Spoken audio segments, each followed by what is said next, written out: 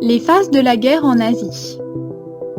L'offensive du Japon en Asie, 1931-1942.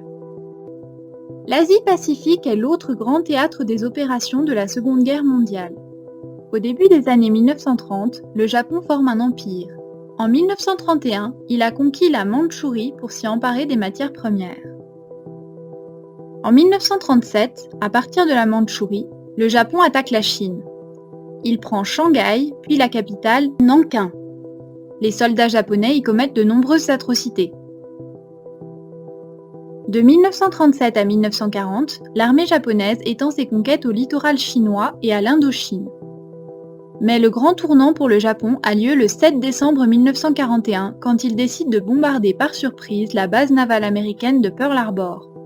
Cette agression entraîne l'entrée en guerre des États-Unis, mais élimine dans l'immédiat le danger de la flotte américaine.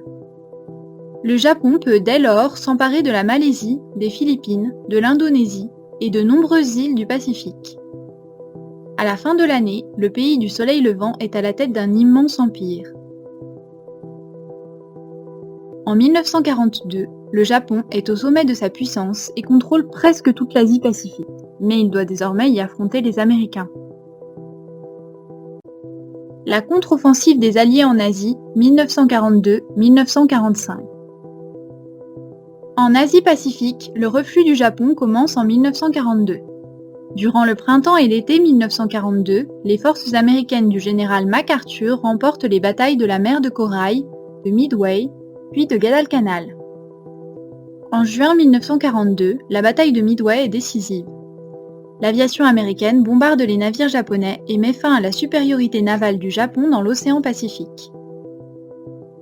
Les Américains et leurs alliés reprennent les îles occupées par le Japon les unes après les autres.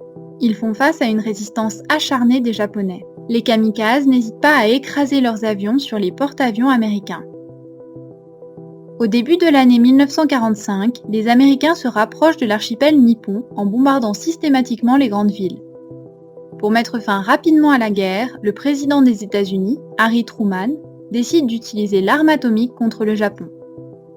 Le 6 août, une première bombe nucléaire est larguée sur Hiroshima, détruisant presque entièrement la ville. Le 8 août, l'URSS attaque les forces japonaises en Mandchourie.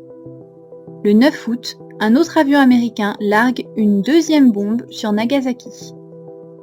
Le 15 août 1945, l'empereur Hirohito annonce la fin des combats.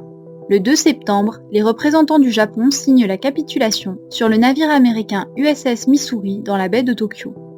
Toute l'Asie est libérée alors que le Japon est occupé par les forces américaines du général MacArthur. C'est la fin de la Seconde Guerre mondiale.